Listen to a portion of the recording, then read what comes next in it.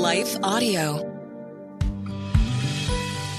Welcome to the Team Us podcast, where we share how grace, commitment, and cooperation can help couples live the everyday moments of marriage together.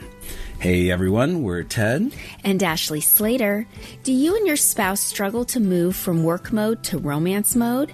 Kyle and Ariel Tresch join us to talk about work-love balance for couples. They share practical tips you can start using today.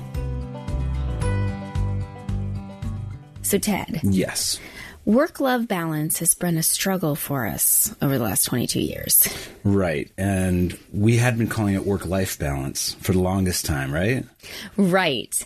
And then we were talking about it this week, and you were like, what about work-love balance? Uh-huh. I like that so much better. I do too. Yep. I mean, life is family and so on, but love really pinpoints on our relationship.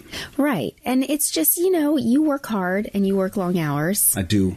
And right now we both work from home, which you would think we would see each other more, hang out more. Yes, but not necessarily, because when you work from home, you tend to always work. Yeah, it's not like an 8-hour-a-day thing. Go in, work 8 hours, come back, done. Right. And you're like, okay, I'm done with work. Yeah. And sometimes it's in the evening. Right. Or I work a lot earlier in the day. Right. Well, after this recording, I'm going to have to do some more work. Yes, this is true. Well, we're excited to have Kyle and Ariel Tresch on the podcast today to share with us practical strategies to better move from work mode to romance mode, or to improve that work-love balance. And Kyle and Ariel are husband and wife digital marketing consultants who have built a thriving relationship and many thriving businesses together. But as they say, they took the stairs to get there so that we could take the elevator. A few years ago, the happy couple suddenly found themselves in a dark place as the everyday stresses of business began to take a toll on their relationship. But thankfully, Kyle and Ariel chose to fight for their marriage, and in doing so, they pioneered a brand new approach to doing life and business in a way that has allowed their relationship to flourish and their businesses to skyrocket. Today, they are the founders of a mentorship company called Couplepreneurs, where they equip other entrepreneur couples without growing apart in the process. And they have a podcast by that same name, Couplepreneurs. And if you're listening and you and your spouse aren't an entrepreneur couple, keep listening. The strategies and advice they share work for any couple seeking to find a healthy work-love balance. Great. So after a short break, we'll dive into our interview with Kyle and Ariel.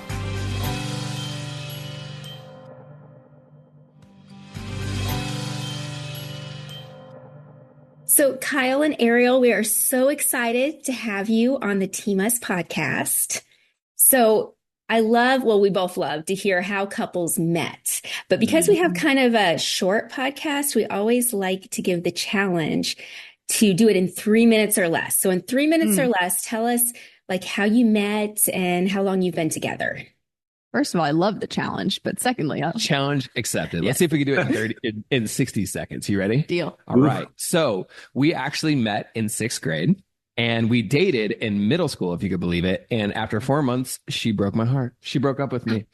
Well, and it was because I was in that like clingy 14-year-old guy phase. It's a little clingy, and I was a strong, independent woman at the time. Yeah. But we maintained a friendship after that. And then I toured in a rock band at the age of 19 and always kept in touch with Ariel because I could always get along well with her. So what happened afterwards is I got off tour and I started hanging out with Ariel again. And neither one of us planned to have a relationship with each other. We just liked each other. We just thought we could do the craziest things in front of each other and just feel accepted and loved by each other. Yeah. And who would have thought that would actually blossom into a relationship? I had no plan at all to actually be married to her. She had no plan at all to be married to me. So much so that the very first time we started hanging out, we went to a dock overlooking Lake Erie. And I remember looking to her. It was a beautiful starry night overlooking the water. And I looked at Ariel right in the eye and I said, this would be really romantic if we actually liked each other. And I actually kind of liked him at the time. So I was like, oh, okay. Guess that's my answer. And you want to know what happened? As God would have it, 7 years later, that was the same place where I asked her to marry me. Yep. Very nice. I love that. It's a great story. It's like we have 4 daughters. And and especially in those teenage years, I'm like, this is a great time, those young teenage years, a great time to learn how to build friendships with guys too. And it sounds like your relationship really has that foundation of friendship, which I think makes a huge difference. Yes, absolutely. Yeah, we were friends that also thought we were both attractive. And then that, as God kind of led us through, growing closer together with each other, everything else started to align. And we never thought that we'd be where we are today, where now our marriage, the very marriage that we did not plan for, is the same marriage that is impacting the lives of so many entrepreneur couples all over the world. And that's why we had to give God the glory for everything, because it just so wasn't planned, but everything always works out according to his plan, right? Yes. Good word. I love that. Okay. So as entrepreneurs, you've talked about like this struggle to kind of turn off like the stresses and opportunities and work thoughts and to go into romance mode. And you have developed some techniques that have helped you guys do that. Can you share those? Absolutely. So I'll kind of start and then you could fill in anything. So the first thing when it comes to transitioning from like work mode into what we call romance mode, right? They're two very different parts of your brain. And one of the things that I think is important to start with, and then I'll let you talk about the techniques though, is it doesn't just happen to you. Like when it comes to creating space and time to be together as a couple, it doesn't just happen to you. You have to actually create the space. And so the first thing, in my opinion, when it comes to wanting to spend more time together, wanting to be more present with each other, you have to actually create the space to do that. And then once you do that, then there's some pretty cool techniques that you can use to actually transition your brain from being in that like work, task mode, lots of responsibility, to actually being present with each other. And again, in more romance mode. So yeah, what we've discovered is that being in quote unquote romance mode requires you to actually feel something. Yes. As wild as that is. When we're thinking about work, we're exactly doing that. We are thinking, we are processing, we are in our own minds. But in order to be romantic with our romantic partner, we have to transition somehow from thinking constantly to how we feel about each other. So there's a lot of different things that we've done over the years to actually put specific techniques in place that transitioned us from thinking about work to actually feeling the love for each other that brought us together in the first place. A couple of things that really work is, number one, what we call nostalgic transitions. Nostalgic transitions basically leverages the power of human nostalgia to trigger certain emotions in the body. Practically what this looks like is on our cell phones, we will go through videos and photos of us in the past, having fantastic date nights, getting married, just enjoying wonderful times together as a couple. And just by watching those videos and looking at those photos, it tricks our mind to reliving those moments and actually triggers that same neurobiology and chemistry into our body. So that primes our mind to be more connected and emotional with our partner. And that's why we call it a nostalgic transition, because you're literally doing this to transition from work into romance mode. So I will do this before our date nights. I will do this before we spend time together on Sundays, where we have blocked off time for each other. And it works every single time. It's crazy.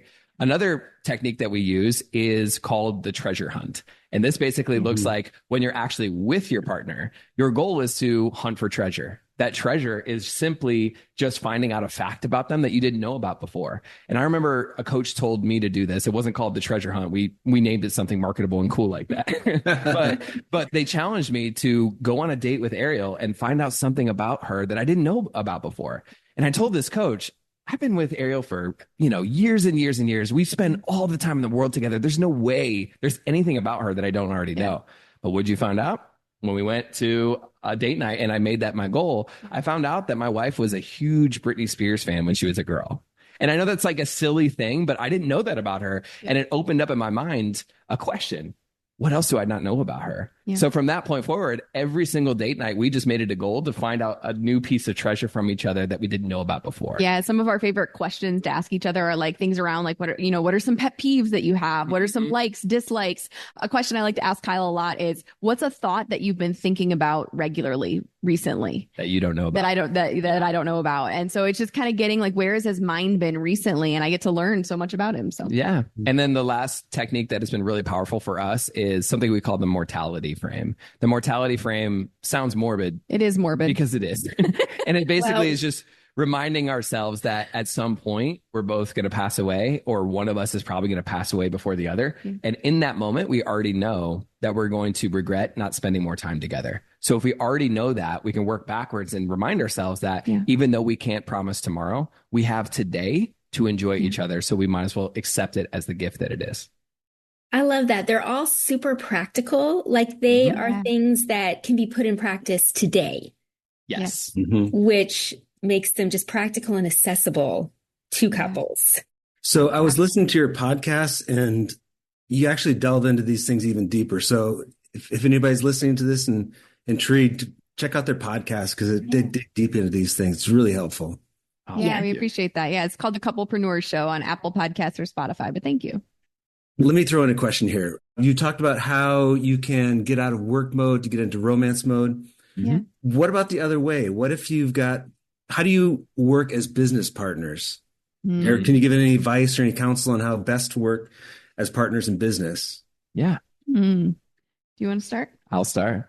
Yeah. So at the time of this recording, we've had the opportunity to speak to thousands of entrepreneur couples, and we have coaching programs for entrepreneur couples from all over the world. Yeah. And having done this for as long as we have, we've started to see some patterns of like, what is the fastest way to allow a couple to become aligned and grow a successful business together. Yeah. And it really comes down to 4 core things, honestly. It's aligning on your vision, it's aligning on your goals, it's aligning on your strategy, and it's aligning on your roles. Yep. In that order: vision, goals, strategy, roles. Helps that it kind of rhymes a little bit. So, and if we break each part of that down, here's what it tangibly looks like. The vision piece is basically asking the question for a couple: where do we ultimately see ourselves in the future? Yeah. What does our lifestyle look like? Where do we both feel called to be? Who do we both feel called to be? What are our individual and shared values? And based on all that information, what does an ideal date in the life of us as a couple look like in the future? Yeah. This is where everything starts, because if we don't start with the end in mind, so many couples find themselves growing businesses that they maybe don't care about to create an outcome that they don't care about. And therefore, it just creates a second job that they may sometimes get benefit out of, but it's not really going anywhere. It's not creating not just a vision, but a unified vision. Yeah. And a lot of couples, when they come to us, they're either in camp A, which is they don't have a clear vision. So that means that they're just going through the day to day and they don't know where they're ultimately headed. Yeah. Or they're in camp B when they're in the division camp. Division is when you have 2 visions in one household. The prefix di equals 2. Yeah. So if you have 2 visions, you have division in the household. So essentially, if you can both come division. Division, exactly. Right. Yeah, so if clever. You can thank you.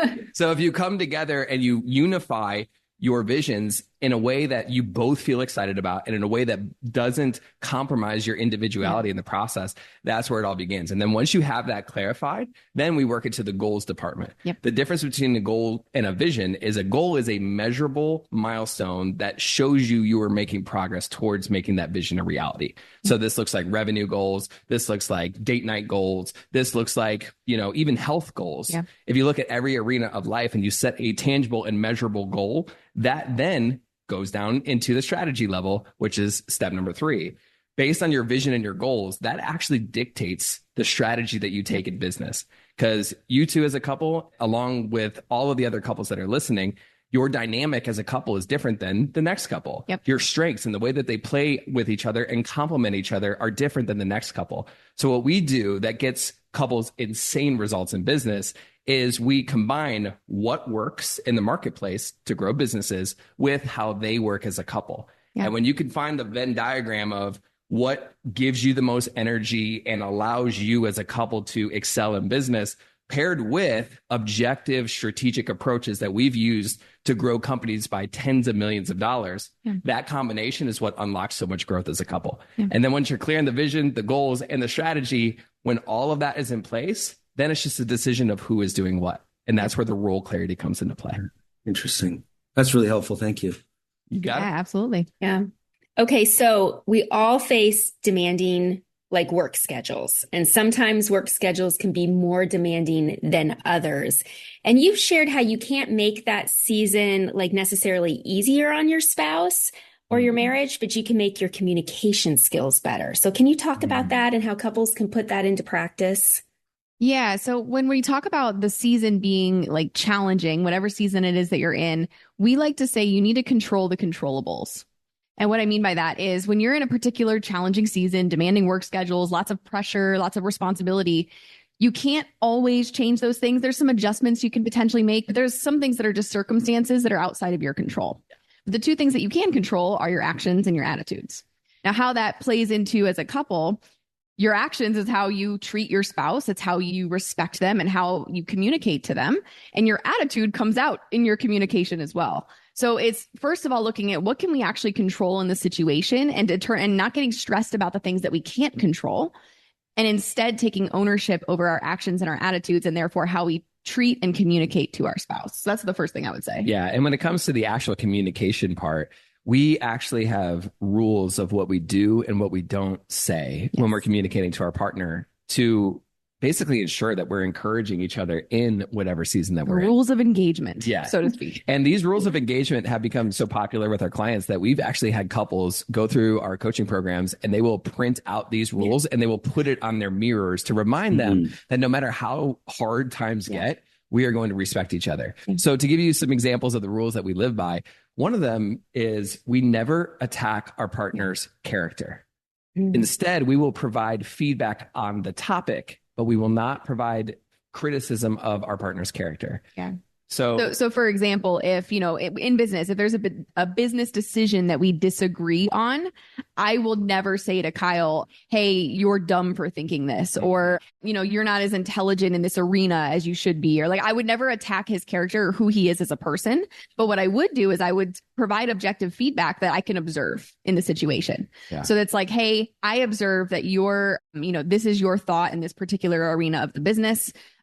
Whether I disagree or agree, like we go there. But regardless, we're providing objective feedback on the idea, not on the person that created the idea. Yeah. And some other rules too are we don't raise our voices or use a harsh tone. And we actually talk to each other just like we would talk to a team member publicly. And for a lot of entrepreneur couples and couples in general, we sometimes feel so comfortable with each other that we will say things to each other and talk to each other in ways that we would never talk to another team member.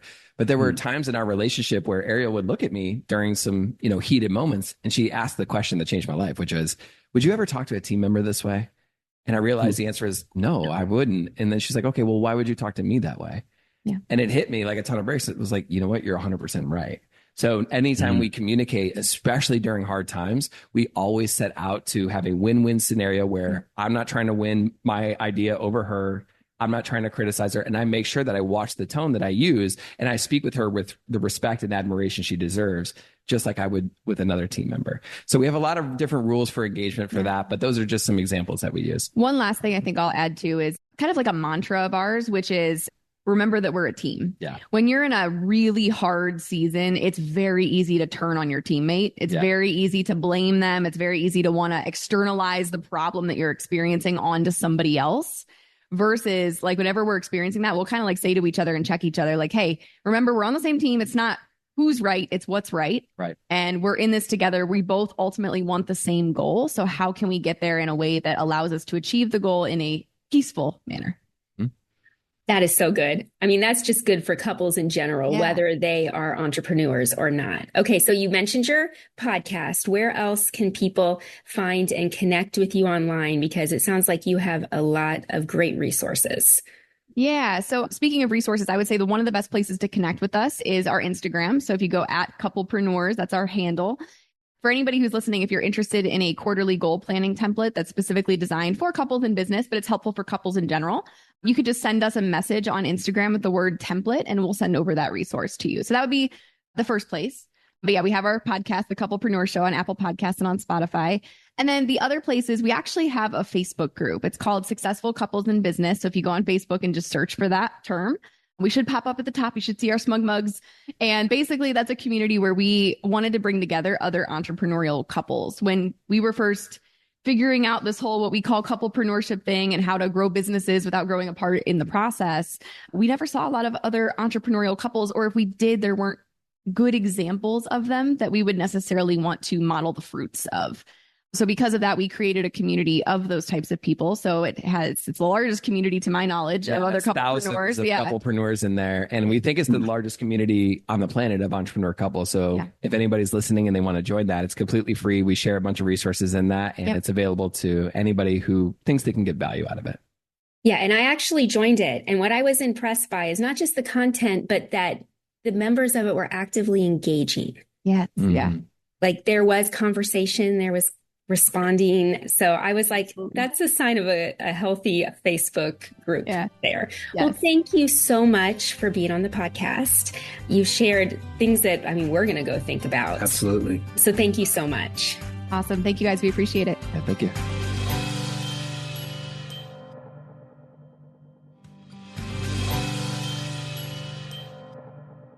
What a helpful interview. Absolutely. That was great. So, Ted, what was your favorite of their tips for going from work mode to romance mode? I like all of them, of course. They're very practical. The one that I think I'm going to try first is treasure hunt. That was a fun one. And it absolutely was. We've been married almost 22 years, and I'm still learning new things about you. Yes, without even intentionally trying. So think what I could learn if I intentionally tried. Right. Well, recently when we were in Mexico, we took a sailboat as one of our excursions. And I discovered that when you lived in Minnesota, you did sailing. As a young teen, we had a sailfish or sunfish. It's basically like a surfboard with a sail on it.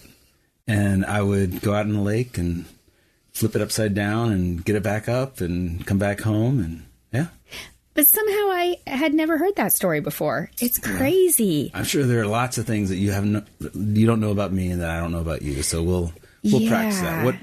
Which of those three did resonate with you? They were all good, but I think I liked the nostalgic transitions. Really? Just because it gets your head in the right place before you go on date night. Like I could see the benefit of me looking at, like when I look at memories on Facebook, I get all nostalgic and I feel the feelings from then. A lot of those are mostly like our kids and things they've done. But I could see how looking at pictures of us from over the years and maybe seasons I don't think about as much might just get me in the right headspace for date night. Right. And also they had the real practical thing of like dressing up, you know? Yes. Yeah. Because that kind of just changes how you feel before you go out. Yeah. Okay. Well, after this break, we'll be back with this week's Us Time Challenge.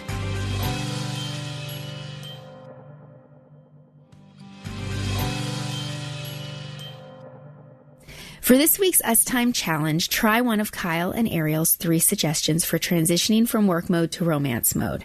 As a reminder, they are nostalgic transitions, treasure hunt, and mortality frame. Oh, and I guess there's a 4th one because you can change your outfit. Sure. And we're going to do a couple of those next time we go on date night. Yeah, we need to schedule a date night. Yep. Well, thanks for joining us on the Team Us podcast. If you enjoyed this episode, please subscribe to the podcast, and we'd love to have you leave a review over at Apple Podcasts. We're looking forward to next time as we keep talking about how grace, commitment, and cooperation can help couples live the everyday moments of marriage together. Team Us with Ted and Ashley Slater is a production of Life Audio and Salem Media. If you liked what you heard today, please take a second to rate and review the podcast in your favorite podcast app so that more listeners like you can find the show. For more faith-filled, inspirational podcasts, visit us at lifeaudio.com.